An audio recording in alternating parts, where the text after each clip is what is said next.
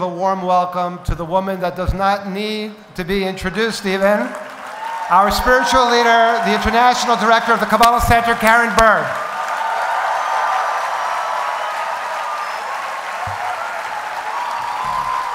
Thank you. Thank you. Thank you. Thank you, thank you. Please, take your seats. I hope you're white language so that each one of you could understand me in your own language. Yes? Well, I don't know what that answer is, but okay.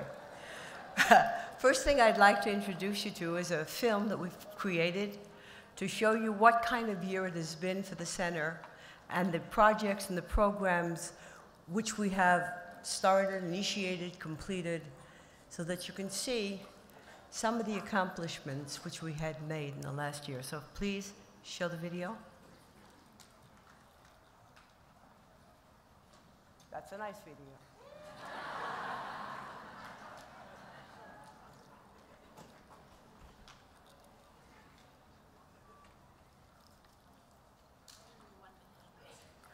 Okay, so now we have a minute. That's it. Okay.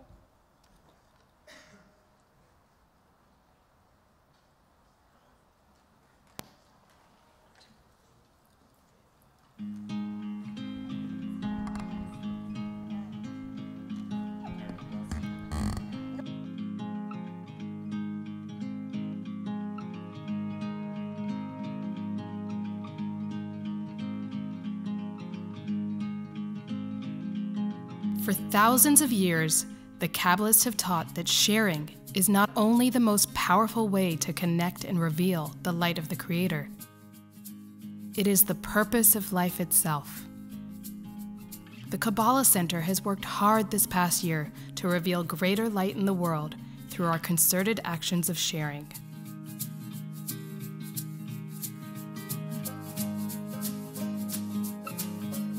Kabbalah Center Publishing published over 525,000 books on Kabbalah and edited new books, including Timeless Wisdom from Karen Berg and the first volume of Rav Berg's Weekly Portions, a compilation of the Rav's wisdom on every portion of the Bible. The Zohar Project shared over 238,000 Zohars worldwide and led a volunteer trip to Cuba to donate 6,000 Zohars to government leaders, hospitals, police stations, and local families.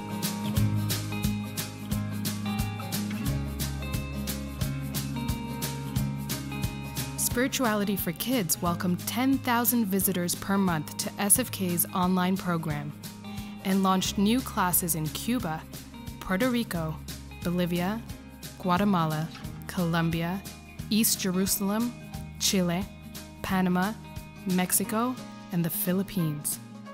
I was looking for something because my husband is Jewish and I am not, and we are not religious, but I'm a very spiritual person and always searching for answers. So I thought, well, we're not going to go to church and we're not going to go to temples, so what can we do to build a spiritual foundation for the girls and give them tools to succeed in life? And when the student is ready, the teacher appears, and there was Spirituality for Kids online. You know, it's like, okay, this is exactly what I need.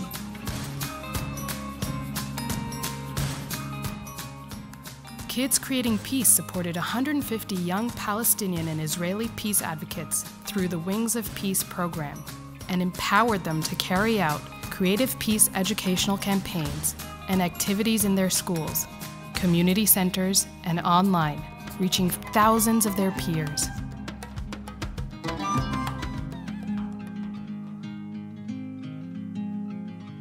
Kabbalah Center Charitable Causes provided 200 families displaced by the Nepal earthquake with disaster relief and funded the building of 200 emergency shelters with Habitat for Humanity.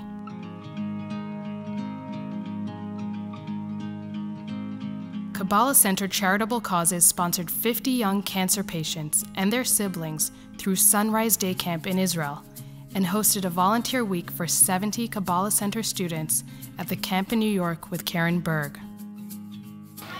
Well, before sunrise, my sister was not able to do as much as she could have. Sunrise gives her and all the siblings an opportunity to be kids and have a good summer, even though they're challenged with these life-threatening illnesses.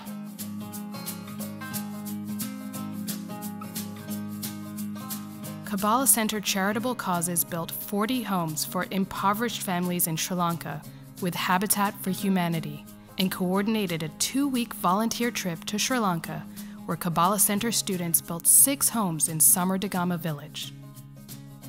When we started Kabbalah Center relationship, we were really, it was an amazing experience because it was a different experience. The way the things are being done and how fearful they are towards God, I think it gave me, how to say that, like more courage to start believing in God and I mean getting closer to God. So it is an amazing experience, and I always talk with my friends about the way what I have learned from Kabbalah people. So I tell them like this is the organization and this is how it works according to my knowledge. But I also want to get to know a little more.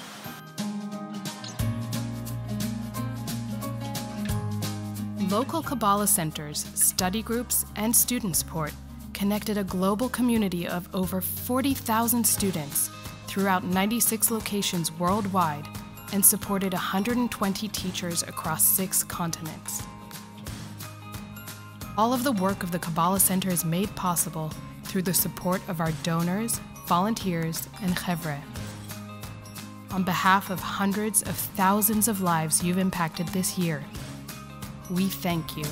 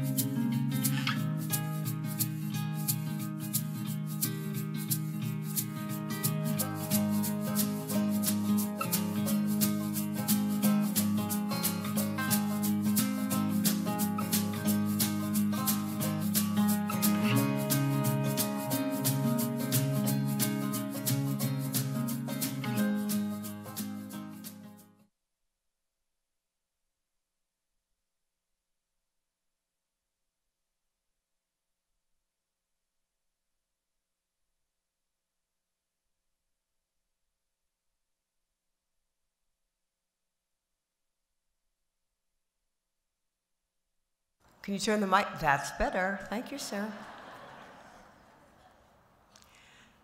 So hopefully, in the next year to come, maybe we can double that. It would be our effort.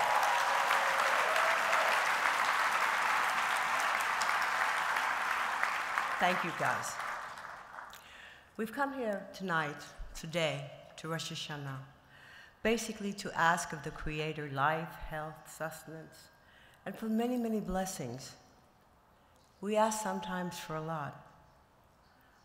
But who are we actually to ask at all? We look sometimes to others for kindness, for love, for care, for compassion. But oftentimes, we get so involved inside of our own being that we forget to extend ourselves to others. Who am I and who my energy is and what I choose to give of that is some of the questions we have to innately ask ourselves on this particular occasion. It is human, as human as can be, to see ourselves in our lives almost always seeing the glass as half empty. And the reason is the same reason that when Moses stood in front of the Israelites in the desert, he had to beg God to allow them to exist, because we call it human nature. But our nature is basically, okay, I have this, and I have this, and I have that. But see, over here, this is what I'm missing. And too many times, when we concentrate our efforts on ourselves, we lose the effect of being who we are. The being, is the capacity to share with others. And judgment is the thing, unfortunately, that separates us. What is judgment? Basically, okay, you judge a human being for not acting as you think he should or would. But if we understand that where we are at this point in our life and at this very moment is exactly who that should be, and that person next to you who you think is acting in a terrible manner, in a different way, he is exactly where he needs to be. And the only one can decide and to judge is not us, is not that part. Because what we ask for now is what the Creator can only give us. You know, when a child is in the street and he's running across the street and the stranger sees him, he runs and he grabs him and he takes him and he pulls him away from the car. Or when somebody is in trouble, they have police or whatever it is, they go and they try to help them. Nobody bothers to ask, you know, where did he come from, what does he need, how much he is, where he is. And this particular way is the way we have to start to try to feel, at least tonight. That we, you and I and all of us, are part of being able to change the consciousness of the world. Change it in what way? That we understand as a group and as a whole that in the unity of who we are, we can change judgment. We can rearrange the things that are negative, not only for ourselves, but for the world. And let me show you an example of that. We brought a man who makes chauffeurs to the school to see the kids. And you know, the kids is a day school. They go, the oldest there is about, I don't know, 12. And we brought this man, and he showed them how they were made, and he happened to start with the first grade class. And then, this is a brand new chauffeur. This is the first time that anybody has seen it. He gives it to a child at 6 years old, and he starts to try to blow. And he's blowing, and he's blowing, and obviously, nothing happened. Nothing came out. And suddenly, all the other kids gathered around him, and they said, "You can do it, you can do it." And he picked up the chauffeur, and he blew. Now, that he blew the chauffeur is not the big deal. But what the big deal is, the person that came to the school to show the kids the chauffeur, he says, you know, I've gone to dozens of schools within this time just doing the same thing. And every time one child picks up the chauffeur, another one is saying, I can try and give it to me. He says, this is the first time in the school that I have seen that all the kids together are saying for one person, you can do it, you can do it. That's the difference. That's the very big difference.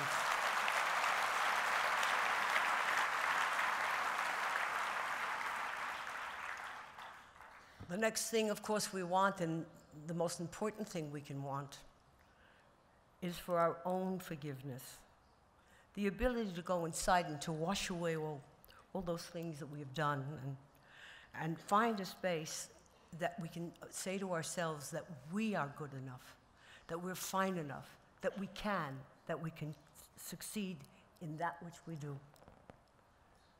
But the only way we're going to get that type of feeling inside, to take ourselves to a place of understanding and to light, is to understand that regardless of what we might think or our situation in life, it is that place that we need to be, either to be ushered forward or to learn something from that experience.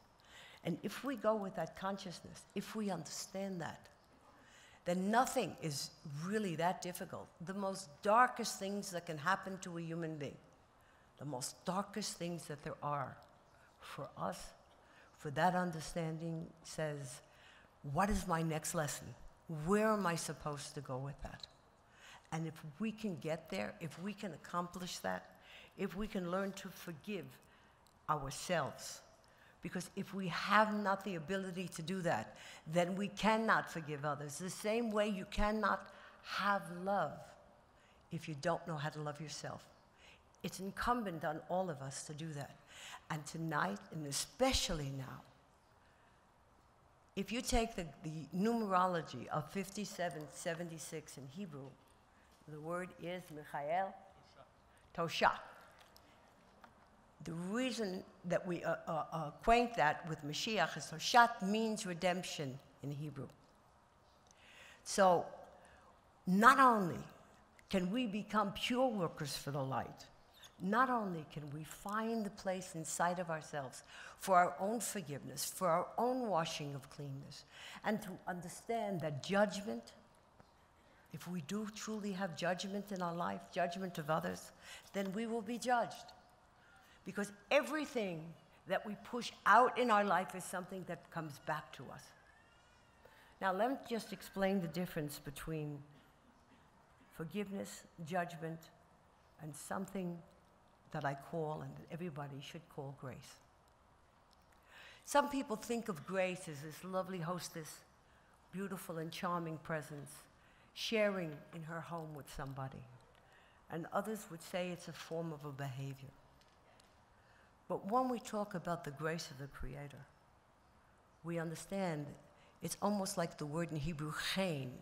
It's difficult to explain the word chen, but it means being able to be a person, to be anything you need to be in this world.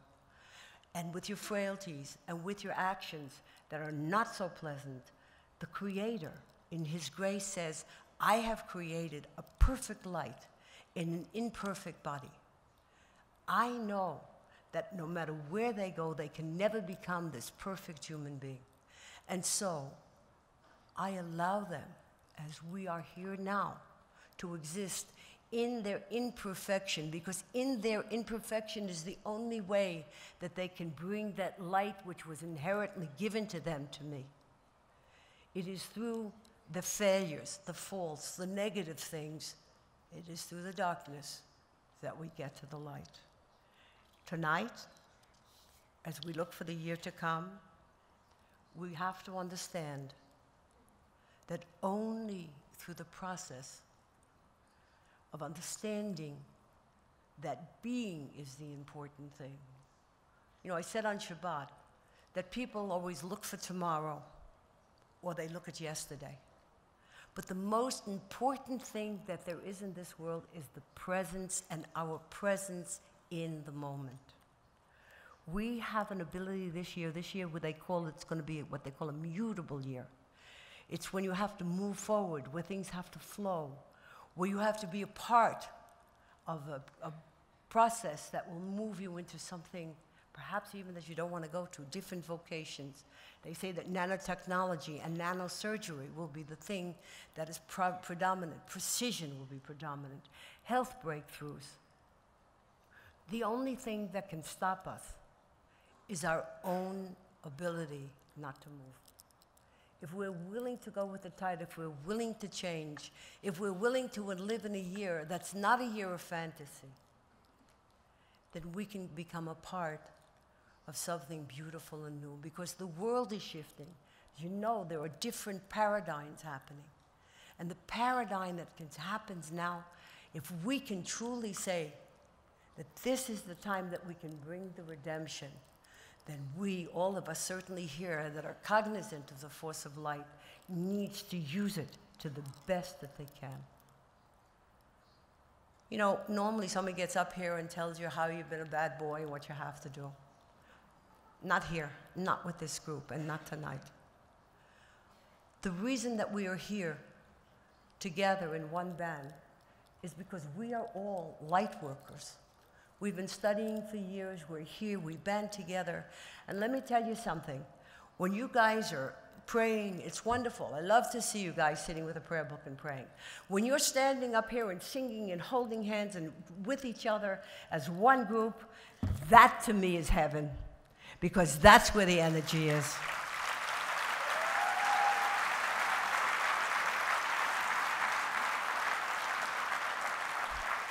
I'm not knocking prayer, but prayer without action doesn't work. And I hope we have a lot of action in this room tonight.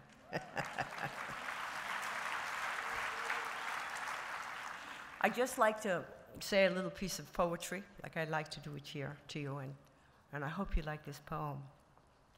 It's a little bit about forgiveness and about being who we should be. And so here goes. It says, if I cannot forgive myself for all the blunders that I have made over the years, then how can I proceed? How can I ever dream perfect dreams? Move, I must move forward. Fly, I must fly upward. Dive, I must dive inside. To be once more what I truly am and what I shall always remain. So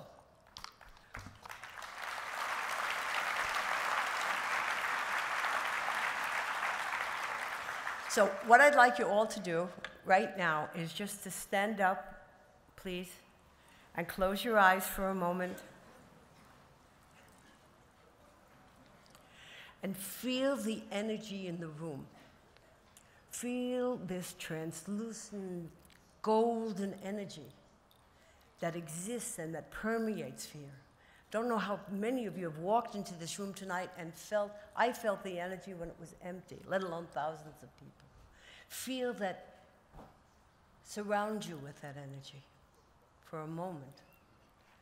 Open yourself and fill yourself and allow your heart to penetrate. Allow the oneness that exists here, the unity that we all feel for each other, to permeate the room. And now, I'd like each one of you to turn to your neighbor and say to him, you are a being of energy? And the reply is, yes, I am. Each one of you to each other, please. Yeah, that's cool.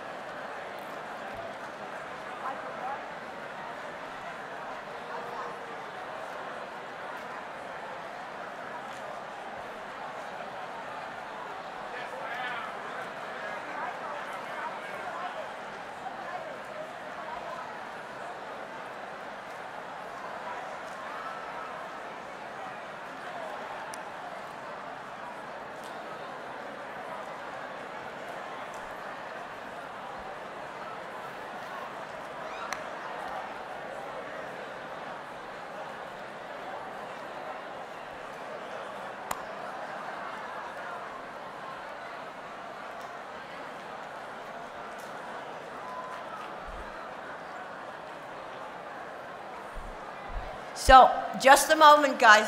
Just one moment. I'll let you get back to it, but just a moment. Doesn't that feel good? Yofi, Shana Tova.